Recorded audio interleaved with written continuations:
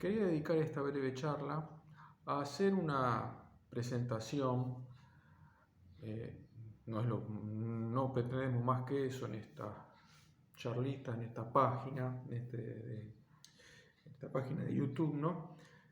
Presentar grandes temas para que, los que escuchen luego se interesen por los mismos y lo profundicen a través de otros autores, de bibliografía especializada, pero presentarles los temas y que les despierte el interés para luego seguir estudiando. Quisiera referirme brevemente a una doble temática, el tema de la cristiandad y el tema de la revolución. Y ya que mencioné autores, ahí pueden encontrarse con autores de la calidad de un Alfredo Sáenz, que tiene justamente una obra sobre la cristiandad, o de un Calderón Bouchet, que tanto ha tratado en sus diversos libros el tema de la revolución y de los pensadores contrarrevolucionarios. Entonces planteemos un poquito qué es esto de la cristiandad, que ya lo hemos dado en otras charlas, y esto de la revolución. En primer lugar, cristiandad podemos llamar a ese orden social que se dio en la Europa occidental, también se dio en la Europa oriental con el Imperio Bizantino, pero nosotros tomamos como eje la Europa occidental y decimos que su momento de mayor esplendor es entre los siglos XI y XIII, es el tiempo en el que se logra un orden y un equilibrio social en torno a los grandes principios de la teología y la filosofía cristiana, cuyo máximo exponente fue Santo Tomás de Aquino. Es la época de las grandes catedrales románicas y góticas, de las universidades, donde se va generando todo un saber arquitectónico en torno a estas raíces, estas madres de la ciencia, que son la filosofía y la teología. También se da toda una vida social que gira en torno a una fe muy fuerte, muy firme, vivida por el pueblo. Es tiempo de grandes peregrinaciones, de grandes manifestaciones públicas de la fe cristiana fuertemente vivida.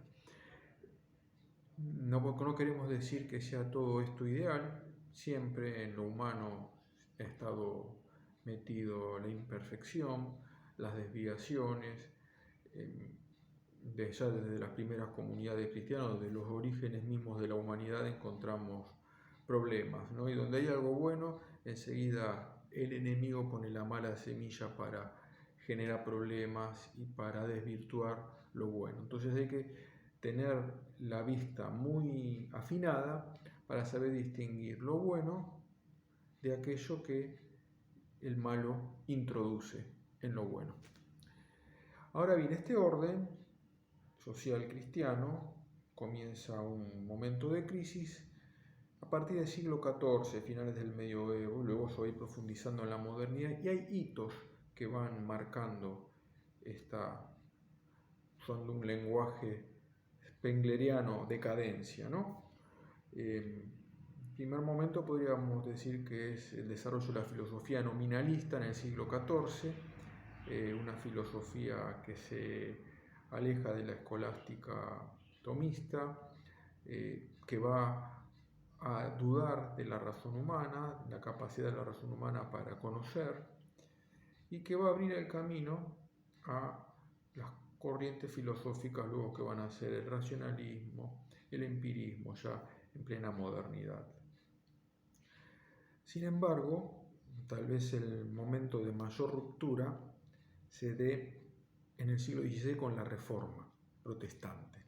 Digamos previamente que el siglo XV fue el siglo del Renacimiento, donde tenemos figuras como un Maquiavelo que va a separar en sus obras, en sus análisis de la política de su tiempo, justamente el orden político del orden moral y de su fundamento religioso. Eso que muchos autores o en muchas universidades se presentan como los grandes avances de la modernidad, en realidad son grandes rupturas. Ese equilibrio que se había logrado en la Edad Media, en la cristiandad del siglo XIII, por ejemplo, en donde todo confluía en forma ordenada, arquitectónica, a un saber y a una organización que tenía como centro las grandes verdades, esto se rompe, cada actividad humana se desestructura de ese control teológico que tenía y como que emprende su propio rumbo. Dice Calderón Bocha de muchas de sus obras que luego el poder económico es el que va a terminar organizando y centralizando la vida social del hombre, una vez producida esta ruptura. Bien, siglo XV, Maquiavelo, más Renacimiento, siglo XVI, Lutero, Reforma Protestante, división de Europa. Vamos a tener después de la Reforma y la respuesta de la Iglesia a partir del Concilio de Trento, salvando lo que se pueda salvar, señalando diferencias, marcando errores de Lutero y haciendo una reforma interna muy propia, bueno, el Concilio de Trento, pero nos marca ya una Europa dividida. La Reforma, la Contrarreforma, la Europa católica, la Europa protestante, que se traslada también a América, porque estamos en plena época de colonización, siglo XVI y XVII en el continente americano, y la Europa anglosajona, la América iberoamericana, perdón, la América anglosajona y la América ibérica van a tener diferencias muy marcadas, muy marcadas. Justamente tiene que ver con toda esta cuestión del impacto provocado por la Reforma y la Contrarreforma. Una Europa, una América más barroca, más hispánica, bueno, justamente es en América española, ¿no?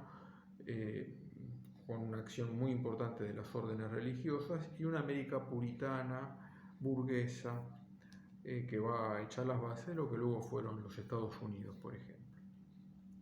Bien, y en ese contexto se da en Europa, y va a haber repercusiones en América, todo esto, las guerras de religión que marcaron la segunda mitad del siglo XVI y la primera del XVII. Todo es un momento muy conflictivo y donde se va desarticulando lo que queda de la vieja cristiandad. Sin embargo, yo considero que aún en medio de todos esos cambios, transformaciones, desviaciones, rupturas, el orden social tenía ciertos pilares que se conservaban. La religión ocupaba un lugar central en la vida social, existía un orden político establecido, con todas las desviaciones que ya comenzaban a tener las monarquías de esos tiempos. Existía una vida familiar estructurada en torno a un matrimonio monogámico y religioso, era respetado el derecho de propiedad, o sea, había elementos del orden social que estaban todavía muy firmes. ¿Cuándo se va a producir la gran ruptura? Y yo creo que la gran ruptura es 1789, 1792, 93, la Revolución Francesa, primero moderada y luego en su radicalización, que luego se vuelve a moderar, pero ya la semilla está echada.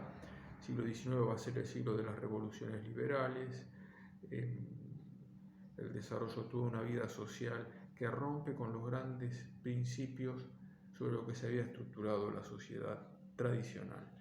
Y luego ya, bueno, vienen los grandes movimientos revolucionarios, anarquismo, marxismo, diversos socialismos, que van a impactar fuertemente en el siglo XX. Ya sabemos el siglo XX lo que fue, ¿no? Un siglo totalmente, gran parte de él, sometido a la barbarie del comunismo, gran parte del mundo, y de las revoluciones y las guerras desencadenadas por él mismo. Entonces ahí tenemos como un bosquejo de lo que fue la vieja cristiandad y de las consecuencias de la revolución, que, como decía, se radicaliza y se profundiza sobre todo a partir de finales del 18 y en adelante.